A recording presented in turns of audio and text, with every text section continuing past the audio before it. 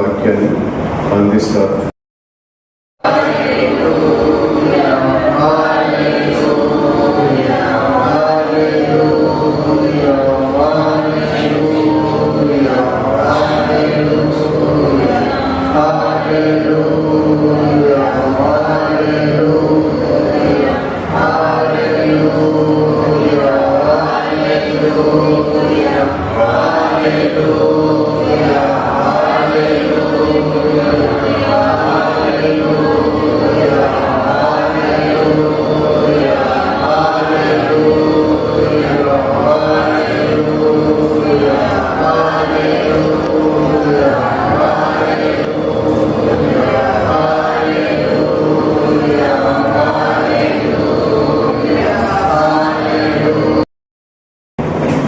Doctor బాబుగా దేవుని వాక్యాన్ని అందిస్తారు. ఫ్రెండ్స్,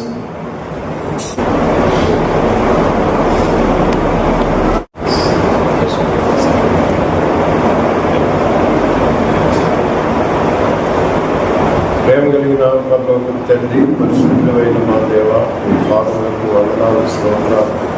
విలాసులు ప్రియులైన మరి ప్రభా, వాక్య పరిచర్య చేస్తుండగా మీ ఆత్మతో నింపి నడిపించమని, మహిమ మీరు పొందమని యేసయ్య నామములో వేడుకుంటున్నాం మా పరమ తండ్రి.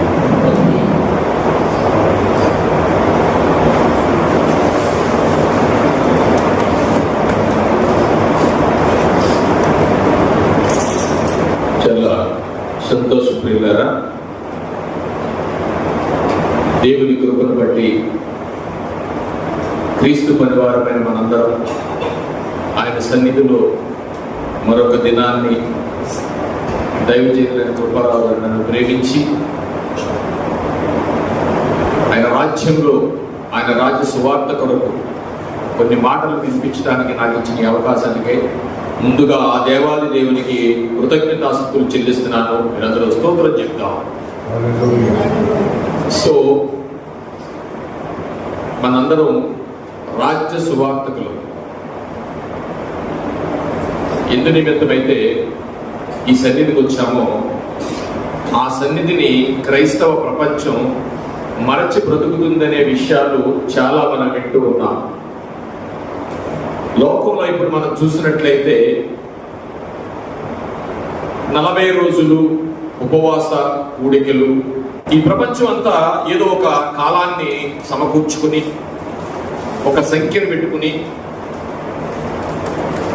క్రైస్తవ సాంప్రదాయ ప్రకారం, అది ఆచారం కానివ్వండి, యాత్రికం కానివ్వండి, జరుగుతూ ఉన్నాయి. మంచిదే.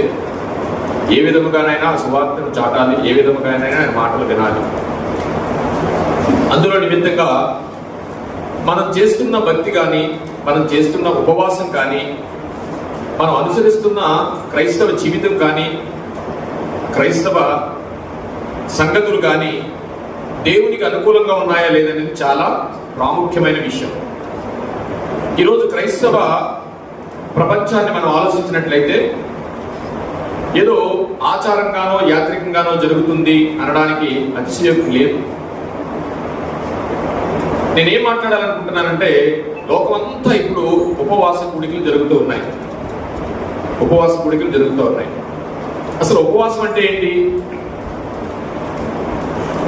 ఉపవాసము అనగా ఏమిటి అంటే, ఉపవాసము అనేది చాలా సంస్కృతిలో కూడా ఆహారం మానేస్తేనే ఉపవాసం అనేది ఆ పదం కరెక్ట్ కాదండి. ఫస్ట్ మనందరికీ ఏం అలవాటు పడిపోయి అంటే, ఉపవాసం అనగానే ఇవాళ ఏం తినలేదని, అంతేనా? బైబిల్ అలా చెప్పట్లేదు.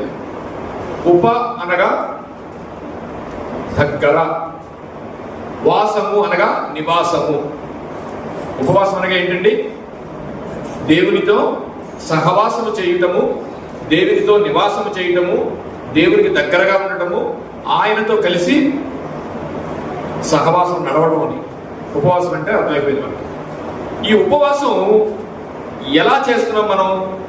ఈరోజు నా అంశం ఏంటంటే, నీ ఉపవాసం లేదా నీ భక్తి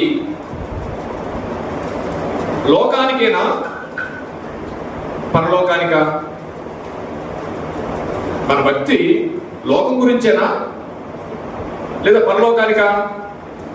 ఒకవేళ బైబిల్ ఏం చెప్తుందంటే లోకానికే అయితే రావక్కర్లా, ఎందుకంటే మంచి ఎంటర్టైన్మెంట్స్ బయట ఉంటాయి, కానీ ఇక్కడికి రావాల్సింది పరలోకానికి మాత్రమే. ఈరోజు ప్రపంచ క్రైస్తవం ఉపవాసం ఉంటున్న వెనక ఏముందయ్యా అంటే నీ ఉపవాసంలో కానీ నీ భక్తిలో కానీ ఆలయానికి వస్తున్న నీ క్రైస్తవ దైనందిన జీవితంలో కానీ నీ భక్తిలో కానీ ఆలయానికి వస్తున్న నీ క్రైస్తవ దైనందిన జీవితంలో కానీ నువ్వు చేస్తున్న ప్రార్థనలో కానీ ఏమున్నాయి అంశాలను అనుకుంటే, ఏ సంగతుల గురించి నీవు భక్తి చేస్తున్నావు అనుకుంటే ఒక లిస్ట్ ఉంటుంది మన దగ్గర. ఆ లిస్టు అందరికీ ఉంటుంది, నాకు కూడా ఉంది. ఆ లిస్టులో ఏముంది? క్రైస్తవ జీవితాన్ని గడుపుతున్న మనం,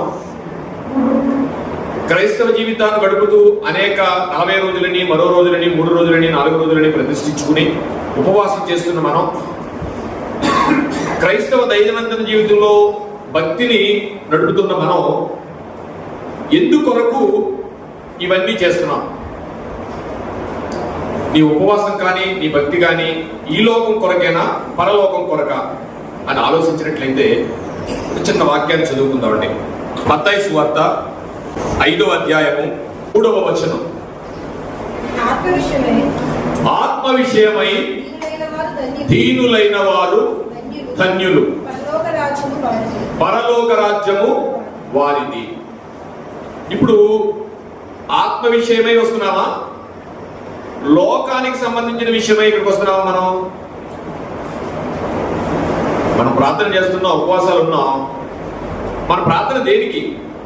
అందులో ఆత్మ విషయమైన నీ ఆలయానికి వస్తూ ఉపవాసం ఉండి లేకపోతే భక్తి జీవితాన్ని గడుపుతున్న నీ ప్రార్థన అంశాల్లో ఆత్మ విషయమైన ఏదైనా ఒకటి ఉందా?